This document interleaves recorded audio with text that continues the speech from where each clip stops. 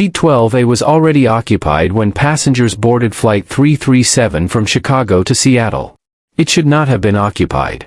Boarding had only just begun. The first to notice him was Laura Bennett, 29, a marketing analyst flying to close a last-minute contract.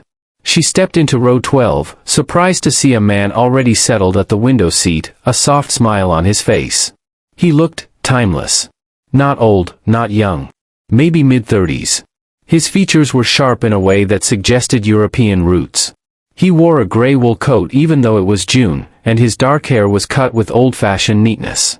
A leather briefcase sat under the seat. "Excuse me," Laura said, forcing a polite tone. "Did they pre-board you?" The man looked up at her.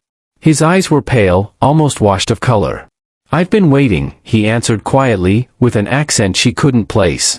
"I like the window." Something about his voice was warm, almost too warm, as though he had practiced sounding approachable. Laura nodded, sliding into 12B. She wanted the aisle seat anyway. A minute later, Mark Collins, 42, settled into 12C. He was an aerospace engineer returning home. His bulky backpack shoved against his knees. Mark grinned at the man by the window.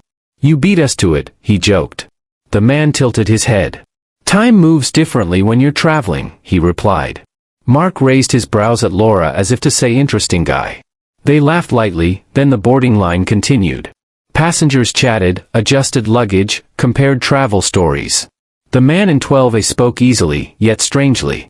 His phrasing was a step out of sync, as if hearing language in his head and translating slowly. He asked Laura what she did for work. He asked Mark how often he flew. He told them he was traveling to Seattle for closure. "Closure?" Mark repeated. "Divorce? Job? Funeral?" The man smiled sadly. "A promise." Before they could probe further, a teenage passenger in 11C turned and interjected. "I heard you talking. Are you from Europe?" The man hesitated. "I have been gone a long time," he said simply. The engine hum built. A flight attendant walked the aisle counting passengers. When she reached row 12, she glanced briefly at the man in the window. He smiled back with polite indifference. She continued. No one noticed that she never checked his boarding pass. No one questioned why his wasn't scanned at the gate. Everyone assumed someone else had verified something. The pilot's introduction cut through conversation. The plane taxied. Seatbelts clicked. David in 11A cracked jokes about turbulence. The man in 12A stared through the window as though he was seeing a completely different sky. When the plane lifted, he exhaled in relief, as if escaping gravity itself. Half an hour into the flight, Laura turned back to him. "So, where are you staying in Seattle?" "A waterfront hotel," he said. Then added something strange. "Unless I can't find it." "You booked it, right?" "No," he said. "I just remember it." A silence followed. Mark shrugged at Laura. They exchanged the silent agreement, odd guy, but harmless. The man in 12A turned from the window and said softly, "Have you ever broken a promise?" Laura blinked. "Everyone has. I made one 17 years ago," he whispered. "And I'm almost done keeping it." A chill ran through her spine. She didn't know why. The plane reached cruising altitude. The fastened seatbelt sign faded. Drinks carts rolled. Flight attendants offered smiles to strangers they would never see again. The man in 12A refused refreshments, raising his hand without a word. He kept his coat buttoned at the collar. His posture was perfect, like a statue in transit. Laura tried to focus on work. Her laptop screen glowed with pitch decks and notes. But curiosity nagged her. 17 years. A promise. A destination he remembered without booking. Nothing about him aligned with normal. She leaned back. "What's your name?" He looked at her as if he'd been waiting to hear that question all morning. "Daniel," he said. "Daniel Hart." The name felt common enough. Yet his presence made it feel unusual, like wearing normal clothes over invisible armor. Mark introduced himself. Daniel nodded politely. Then he asked something unexpected. "Have you ever had the feeling your life didn't belong to you?" Mark laughed. "Only every Monday." Daniel's smile didn't change. "It is hard when others decide your fate." Before they could ask more, the attendant returned. Her brows stiffened. "Sir, may I check your boarding pass?" Daniel reached into his coat pocket slowly, as though retrieving something fragile. He handed her a crumpled, faded ticket. Not the printed boarding passes of modern airports. This one looked like something from the early 2000s. She stared at it. "This isn't correct," she whispered. Daniel said nothing. His eyes turned back to the window. She walked away without another word, clutching the pass like evidence. Laura and Mark exchanged a look. "Retro travel," Mark joked nervously. But his smile faded as the attendant returned with another flight crew member. They quietly asked to see Daniel's ID. He handed them an old driver's license, worn from time. "Sir, you weren't scanned through at the gate," the attendant said. "Where did you board?" Daniel met her eyes calmly. "Here." "That's not possible," the junior attendant murmured. The senior attendant nodded sharply. "We'll need to verify with ground staff. Just stay seated." Passengers nearby shifted, sensing unease. No one wanted a confrontation at 35,000 feet. "Everything all right?" Laura asked after the attendants moved away. Daniel exhaled softly. "They are doing their job." A pause. "I failed mine." "What do you mean?" He turned to her. "The world forgets missing people. But promises don't disappear." The way he said it made her skin crawl. She realized his hands were shaking. Mark whispered, "He's either deeply poetic, or something is very wrong." Daniel looked suddenly exhausted. His voice cracked. "There are things in this world you can escape only by disappearing." It sounded like confession. Before anyone could ask further, the plane jolted hard, sending cups sliding and passengers gripping armrests. Conversation snapped. Gasps replaced curiosity. The captain's voice came over the PA, tense. "Ladies and gentlemen, we're hitting unexpected turbulence. Sit down and secure your seats." Daniel closed his eyes, gripping the armrest so tight his knuckles whitened, as if turbulence was his punishment. And then? The shaking grew violent. People shouted. The cabin lights flickered. Laura grabbed Mark's arm. A scream came from the back of the plane. When the turbulence stopped, the cabin fell silent. Everyone looked around. Seat 12A was empty. Daniel Hart had vanished. The coat, the briefcase, even the seat belt, gone. Only one thing remained on the seat cushion. His boarding pass. For several seconds, no one moved. The cabin carried only the aftertaste of fear, shallow breathing, the hum of the engines, the rustle of plastic cups rolling down the aisle. Turbulence had shaken everyone, but the silence that followed shook them harder. Laura stared at the empty seat beside her. Her mind rejected what her eyes showed her. "No," she whispered. "He was just here." Mark unbuckled his seatbelt despite the illuminated sign. He leaned toward 12A, touching the seat back as if the man might still be present, a trick of perception, a shadow in motion. "Daniel," he called softly, like a man checking on a sleeping child. No answer. Passengers nearby stood, ignoring the crew's instructions. Faces leaned into the aisle, confusion, panic, morbid curiosity. The teenage boy in 11C turned around, wide-eyed. "Where did he go?" he demanded. "He was talking to me before the turbulence." A flight attendant rushed over, breathless and pale from the jolt. "What's happening?" "Everyone, please sit down." She stopped mid-sentence when she saw the seat. Her jaw tightened. She reached for the interphone. Laura picked up the lone boarding pass lying crooked on the seat cushion. She hesitated, the paper strangely cold in her hand. It wasn't printed on current stock. It looked aged, the ink slightly faded, like something stored for years. Hart, Daniel. Issued, June 12, 2008. Flight 337, Chicago, Seattle. Her heart thudded. 2008, 17 years ago. Mark read over her shoulder. "That's impossible." He swallowed. "This flight number, it didn't exist back then. Different carrier. Different route." "Someone's messing with us," Laura said, her voice shaking. "A prank, a scam, something." The attendant approached slowly, her professionalism stripped away, replaced by human uncertainty. "May I see the pass?" Laura handed it over without a word. The attendant studied it like she expected it to crumble. Then she spoke into the interphone again, her voice whispering urgent codes. Another crew member arrived, this one visibly shaken. "I just checked the manifest. Seat 12A is empty. No passenger assigned. No scan. No one boarded for that seat." "But we talked to him," Mark argued. "Everyone saw him." Sir, I'm sure you... No, the teenage boy in front interrupting loudly. We all saw him. Heads nodded throughout several rows. It wasn't one imagination. It wasn't even two. At least 6 passengers confirmed they had seen a man sitting in 12A. The cabin seemed to drift toward collective disbelief. The senior attendant spoke quietly, eyes darting. We need to check lavatories, the galley area, the jump seats. He might have fallen or... He didn't fall, Laura snapped. He vanished. The word hung like a question no one wanted to ask. The captain's voice sounded overhead, controlled, steady, but curious. Ladies and gentlemen, we're experiencing technical turbulence, but everything is stable. Please remain seated while our crew conducts safety checks. Safety checks. Meaning, someone disappeared and we don't know how. Passengers whispered, recording on their phones, though most footage captured only panic and seatbacks. The illusion of logic fractured mid-air. Mark leaned forward, hands clasped. He talked about promises. About disappearing. It sounded absurd when spoken aloud, yet undeniably true. He said he'd been gone a long time, Laura added. And that he was almost finished keeping a promise. She felt the weight of those final words. Almost finished.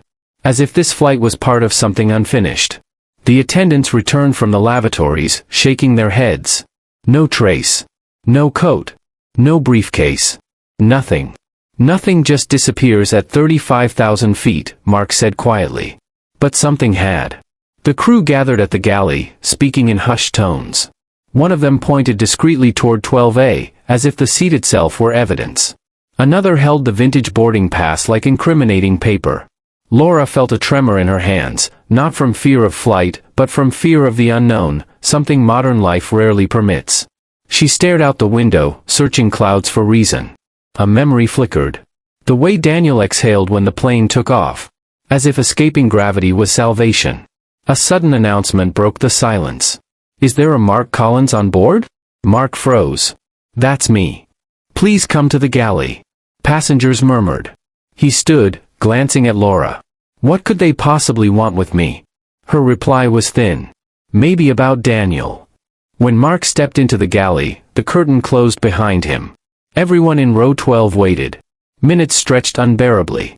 Then, the curtain opened slightly and Mark reappeared, face drained of color, eyes unfocused. He walked back silently, sitting with a heaviness like gravity doubled. What did they say? Laura asked. He swallowed, voice low. They found something else. Her pulse quickened. What? Mark looked at her with disbelief. A missing persons report. Filed, 17 years ago. For a Daniel Hart. Age at disappearance, 34. Identifiable clothing, gray wool coat. Last seen boarding a flight. He stopped, choking on the words. From Chicago to Seattle. The cabin seemed to shrink after Mark's words, as if the pressurized air itself tightened around the truth. A missing person report from 17 years ago. A seat that had never been scanned. A man who spoke of promises and vanished mid-flight. Laura stared at Mark, waiting for him to laugh, to tell her it was a bad joke, something the crew misunderstood. But his expression was rigid, pale and trembling. They showed me a printed page, he whispered. Old photograph, yellowed around the edges. It was him. Same face. Same eyes. That's impossible, Laura replied automatically, as if logic could erase reality. You tell me what's possible, Mark said. Because I watched him drink water, talk, adjust his seat. I saw him right here. A murmur swept through the nearby rows as passengers eavesdropped, exchanging theories, stowaway, prankster, government testing, hallucination. But none of them could explain what they felt, not just seen. Felt. The teenager in 11C leaned back again, his voice loud with youthful certainty. What if he wasn't alive? Laura turned sharply. Don't say that. Why not? It makes sense. No, she replied, though a part of her shivered. Ghosts don't leave boarding passes. Unless someone wanted us to find it, Mark murmured. Before the absurdity could settle, the senior attendant returned, with a man in a blazer, the air marshal. His presence alone sent a bolt of seriousness through the cabin. He wasn't armed visibly, but the authority was unmistakable. Everyone, stay seated, he said firmly. We need to understand what happened here.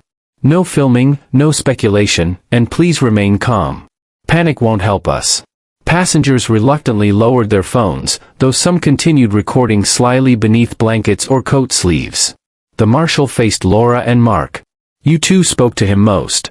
I need a detailed account. Laura inhaled slowly.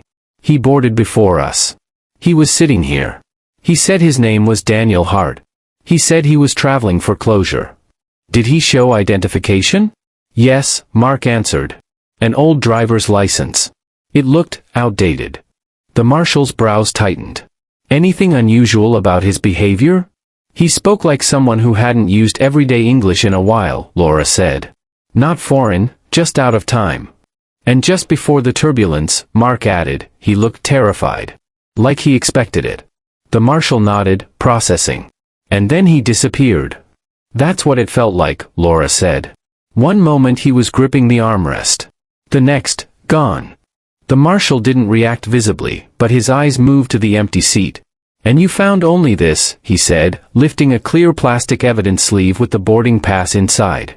The faded ink looked even older behind the protective cover. He turned to Laura.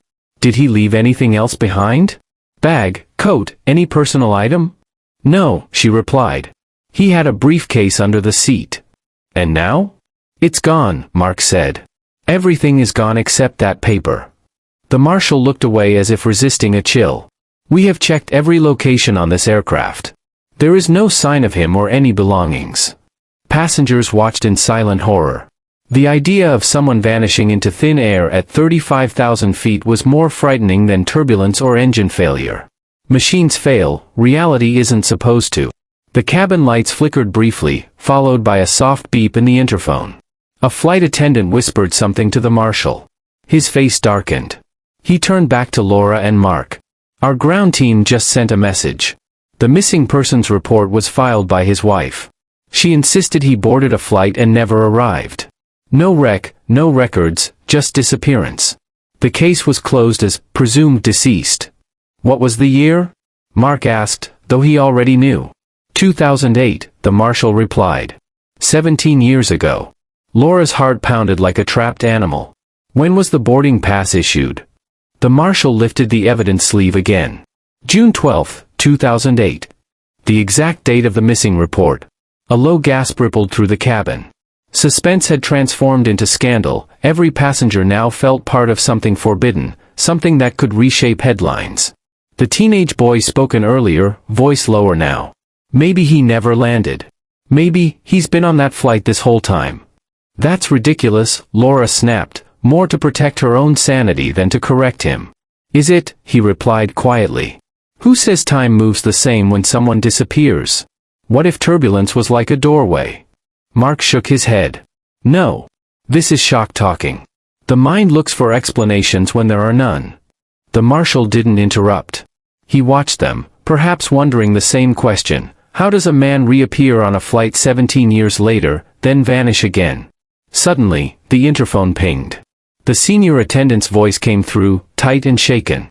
Captain, we have a name match on the boarding pass. And, there's something else. Silence. We found a note. A note. Passengers leaned forward instinctively. The marshal snatched the interphone. Where? In the jump seat locker. It looks old. The ink is faded. What does it say? Another pause, then the attendant read the words aloud, her voice thin. I promised I would come home. The words echoed through the cabin like a whisper traveling through metal. I promised I would come home. A sentence so simple, and yet it collapsed 17 years into a breath. The air marshal lowered the interphone slowly, as though he feared damaging something invisible. His eyes scanned the cabin, passengers frozen between disbelief and awe, all bound to the same impossible moment. Ladies and gentlemen, he said, voice steady but strained, please remain seated. We will be securing this note and continuing standard procedures. Standard procedures. Nothing was standard about a message from the past stuffed into a jump seat locker. The marshal approached row 12 again, speaking low enough that only Laura and Mark could hear. The note, it isn't just old. The edges are brittle, like it sat somewhere untouched for decades. But that locker is cleaned every turnaround. There's no reasonable explanation. Laura murmured, except the unreasonable. Before he could reply, the aircraft shuddered, just a tremor this time, but enough to draw gasps. The pilot's calm voice immediately followed. "We're approaching another patch of disturbed air. Crew, take your seats." But the crew didn't move. Their eyes shifted toward 12A, as though turbulence and that seat were linked by some unseen thread. Mark's fingers tightened around the armrest. His eyes darted to Laura. "Do you think he knew this was coming?" He looked terrified, she whispered. Like this turbulence was part of something he remembered, not something he experienced for the first time. Passengers clung to scraps of logic. One woman insisted he slipped past the crew to the lavatory. Another argued he was a stowaway with an elaborate prank. A businessman claimed hidden cameras must be recording the stunt. But none of them saw Laura's hands trembling. None of them heard the marshal quietly radio the cockpit.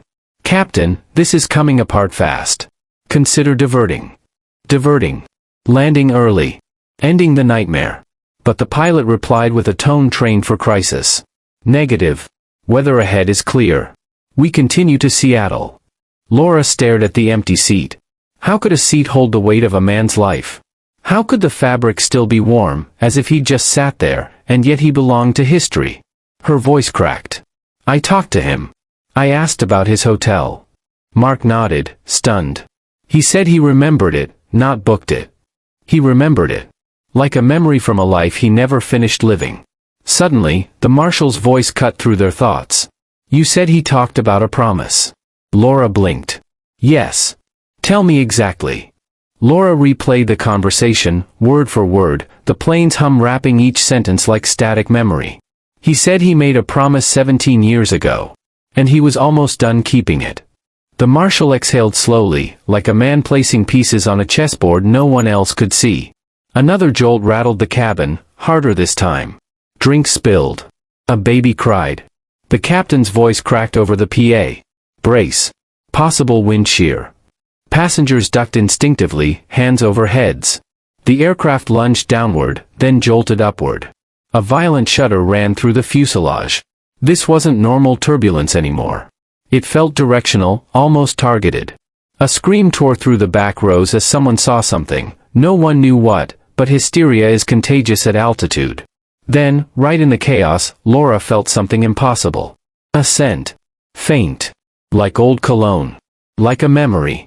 She turned her head. The empty seat beside her was still empty, but it didn't feel empty. A flash of lightning lit the cabin through the windows, not from outside, but from systems glitching internally. The lights dimmed, flickered, and the overhead panels reset, clicking like they were time-traveling through their own circuitry. In the half-dark, someone whispered, "I see him." The cabin went silent. Everyone turned toward the voice, an elderly woman near row 14, her eyes wide. "He's standing in the aisle," she said. "Just looking at us." Passengers twisted, necks craning, but the aisle was empty. The marshal ran toward her. "Ma'am, what did you see?" Her lips trembled. "The coat.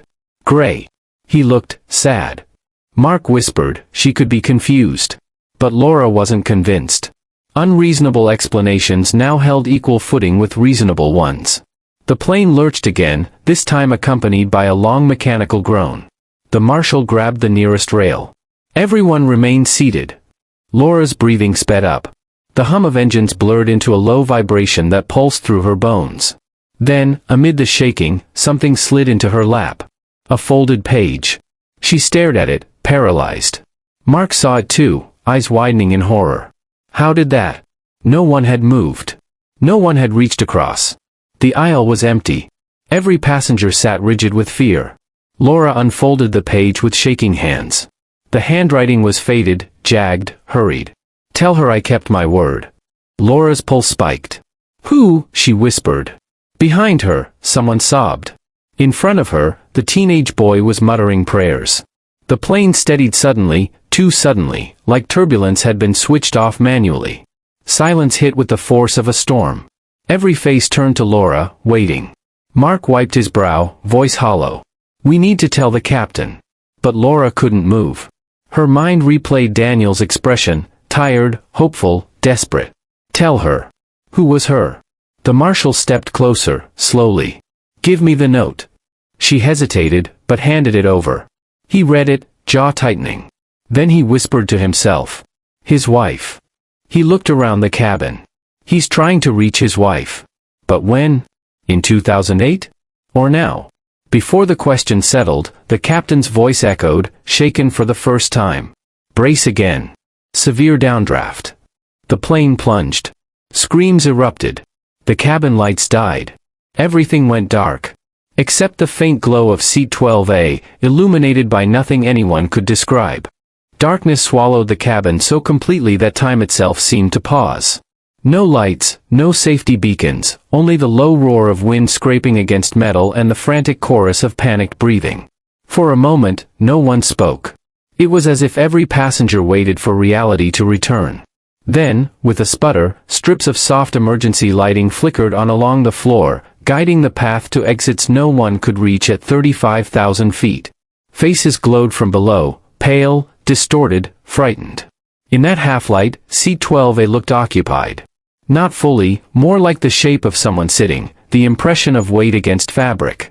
Shadows formed around the silhouette like a suggestion of presence. Laura blinked hard, eyes stinging. The seat was probably just creased, illusioned by fear and bad lighting. But the shape didn't disappear. Mark grabbed her wrist. "Do you see that?" he whispered. She nodded, unable to speak. The air marshal moved forward with slow, deliberate steps, as if approaching a wild animal rather than an empty seat. "Everyone stay calm," he ordered. But calm was impossible. The teenager in 11C stared, breath sharp. The elderly woman in row 14 crossed herself. A businessman muttered into his trembling hands.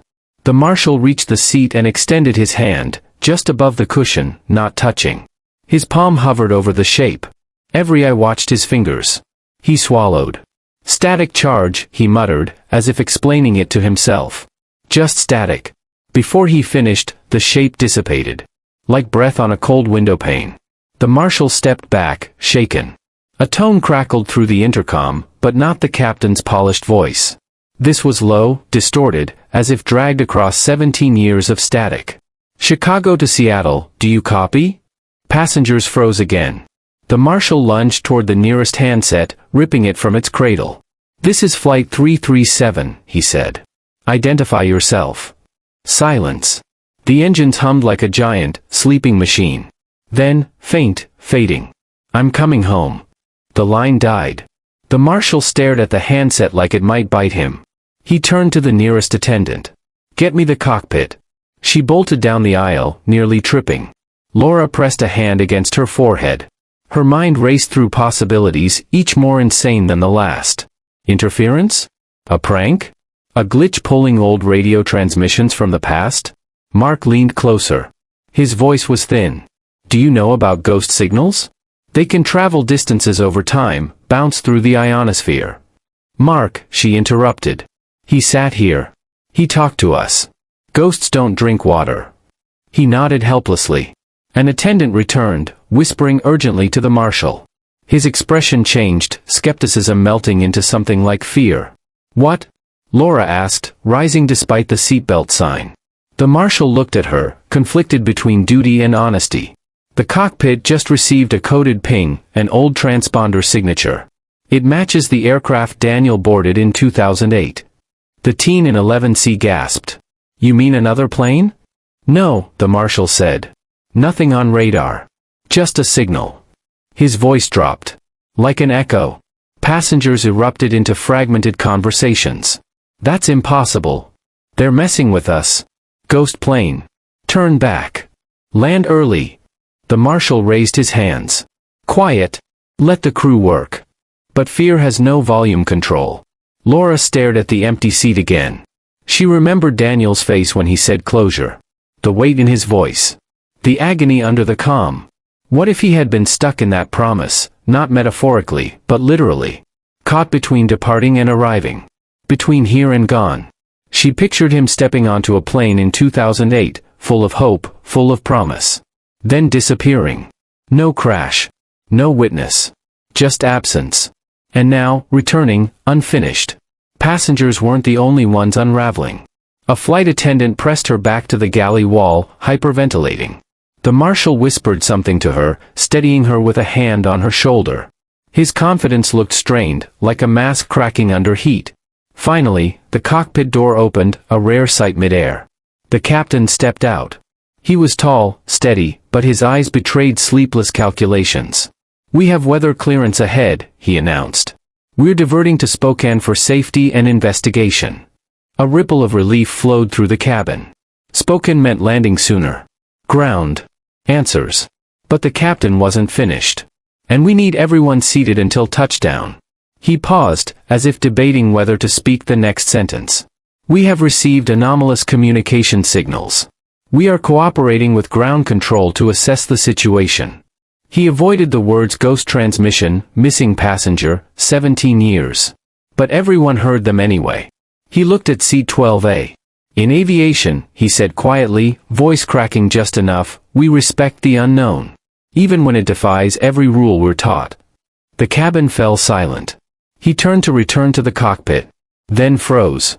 Everyone followed his gaze. Just above the cushion of C-12A, hovering like a thought that hadn't fully formed, was another folded paper. The marshal rushed forward, snatching it before panic flared. He unfolded it, pupils contracting. "What does it say?" Laura demanded. The marshal's voice was hollow. "I never landed." Silence crashed heavier than turbulence. Mark whispered, "Missing. Presumed gone." Laura stared at the note, throat dry. 17 years ago, a man boarded a plane and disappeared. Now, he was finishing the journey. Not in life. Not in death. Somewhere in between. And his promise wasn't over.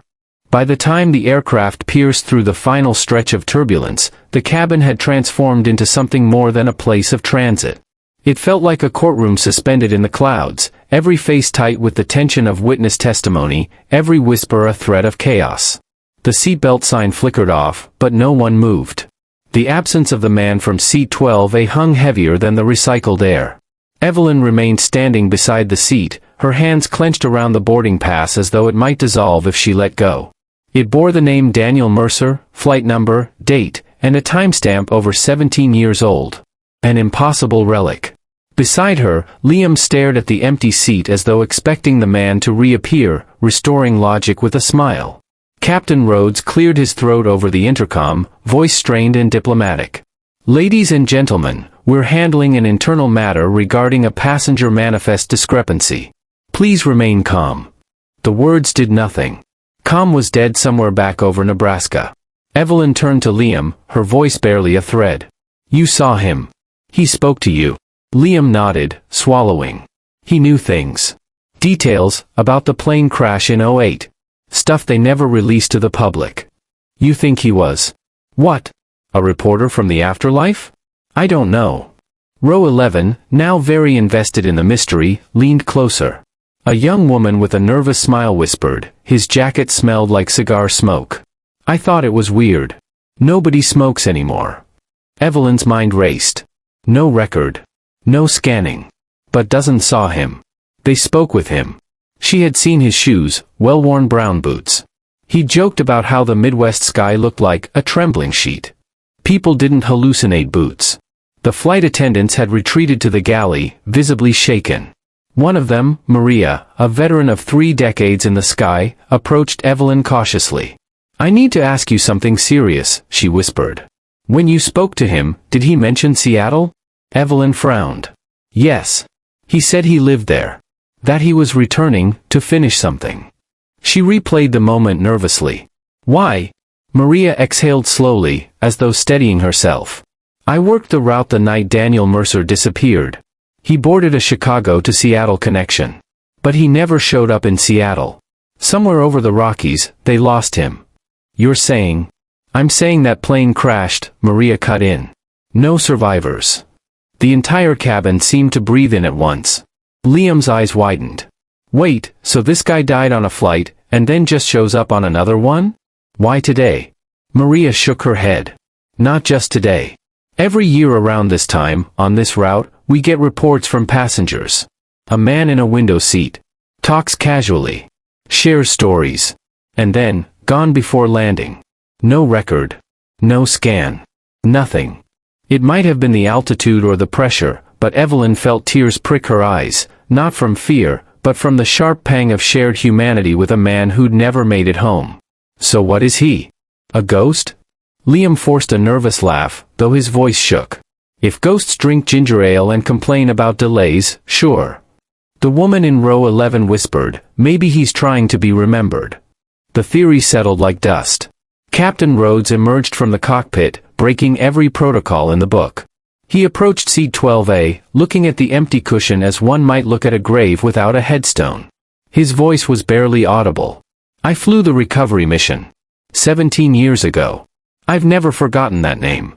He looked at Evelyn, eyes hollow. Sometimes, the sky keeps what it loses. Silence. Then, something small caught Evelyn's eye. On the seat cushion, almost invisible in the dim cabin light, lay a single fold of paper, not the boarding pass. A note. Her fingers trembled as she unfolded it.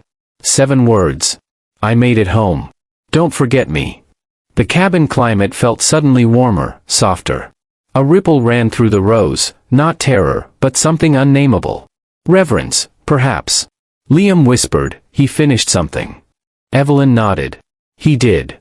No one slept the rest of the flight. They shared stories, theories, whispered memories, every passenger now bound forever by the impossible. They watched the sunrise over the mountains Daniel never reached alive. When the wheels touched Seattle's runway, something in the air felt lighter, unburdened. The seat remained empty, but somehow fuller than any other.